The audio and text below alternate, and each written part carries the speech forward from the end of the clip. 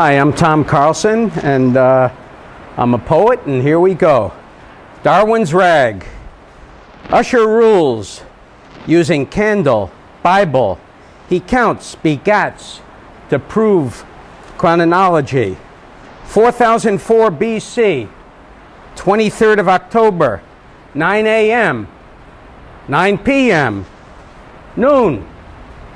Begetting continents of single believing prayers, creationists, intelligent design lovers, haters of Satan and commies, towel heads, diversity, peace, and believers in the great unchange.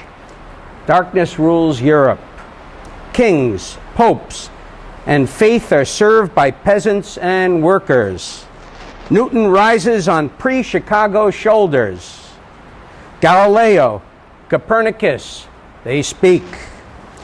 Darwin, the beagle, his home for 5 years and 40,000 miles. Fossils, geology, natural history, 1,000 specimens. He studies, he thinks, and slowly, very slowly, plans the attack. Blind cave fish, pigeon breeding in Egypt 3,000 years ago. Brachiopods 300 million years ago. Darwin looked. What? Why? How? Madeira beetles, Galapagos giants, where coral reefs and volcanoes do-see-do. A chorus of 1 million beetle species, 14 varieties of Galapagos finches, hundreds of centenarian giant tortoises, a hallelujah from 1,000 barnacles, island birthing eruptions supplying the rhythm. 100 million fossils are rocked in ecstasy as Darwin roars.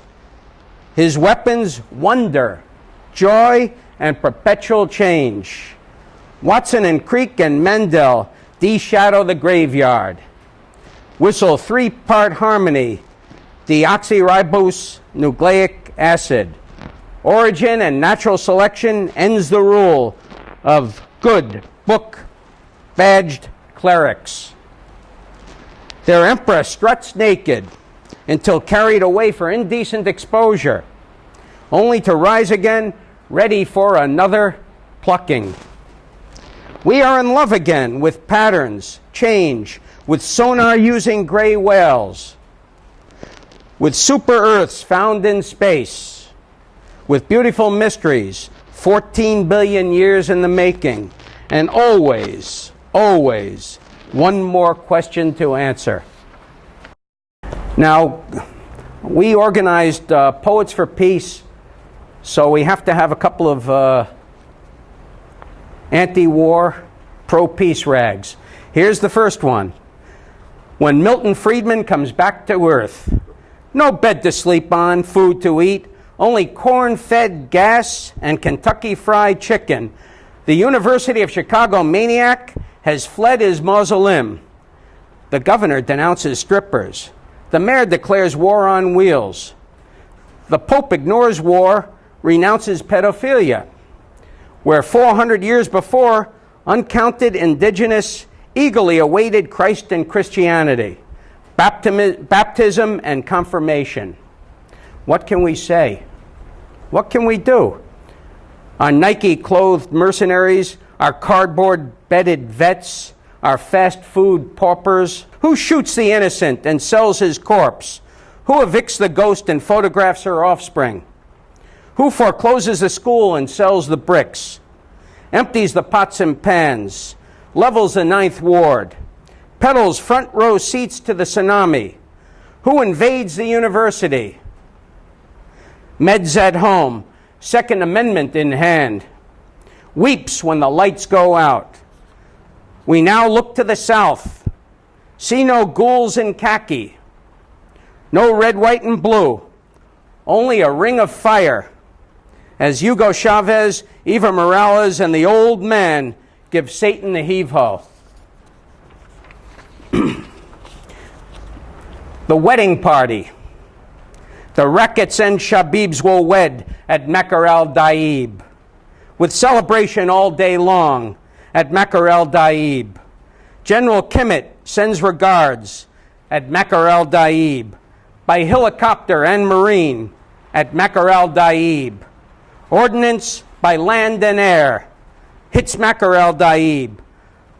Let freedom ring, screams Uncle Sam to Makar el-Daib. 14 kids, 11 women at Makar el-Daib.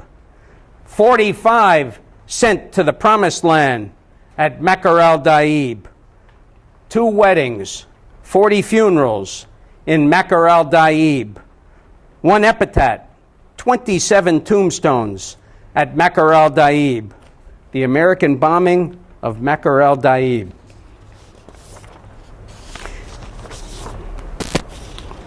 America's car. This car is gassed up on shock and awe, a wannabe weapons of mass destruction locator, a would-be free election polling booth. 19 thugs with box cutters can fly this machine. The tyrant's hangman sits in slack-jawed ecstasy, high on free will, retribution, democracy. This car is fueled on eminent domain, where bicycle and pedestrian are exiled or extinct. An old porker, ground to sausage, swarming with trichina, lusting for the cardiac, where stadiums glow like radioactive yeast infections, and hospitals are transformed to condos for millionaires. Henry Ford, John D. Rockefeller, J.P. Morgan ride shotgun, spewing death, turning wilderness into acid rain, which runs down the cheeks of the grandfather and grandmother. This Humvee is a 21st century predator designed by Chrysler for war and funeral. Today, a desert-bound complex hydrocarbon-devouring, shitting carbon dioxide deathmobile, turning 400-million-year-old fern forests into Dante's Inferno. As passengers play Extinction Alphabet, Stock Option Solitaire, running red lights and stop signs, while shopping for surplus value, junkyard bargains, and endless war. America. The journey takes 54 minutes, 9 stops, and 11 miles. Not the 70 days the Santa Maria needed to get from Palos to Bermuda, or the 10 years Ulysses took to get back home from Troy. This train is not bound for glory. It is the Q, traveling on steel, riding on the backs of Irish and West Indian sandhogs, Russian, Hungarian, and Mohawk steelworkers. And Emma Lazarus's invisible army of bridge workers and laborers, moving tunnel through terminal moraine and granite, with pick, shovel, and powder, 30 feet a day. 3 years driving from Coney Island, where New Yorkers bathe, eat, and laugh, to Rockefeller Center, whose namesake could buy and sell anything but the presidency.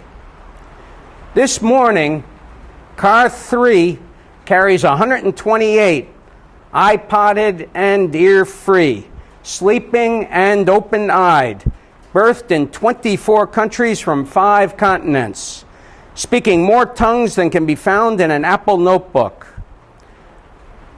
The 128 hold 73 different jobs: architect, porter, teacher, student, nurse. Baby and grandmama ride this morning from Brooklyn to Manhattan. Lady Liberty glances west, wipes her tears, and smiles. She can hear the dreamless and the dreamers, the smells and sounds of diversity. This 21st century America, our America. Thank you very much.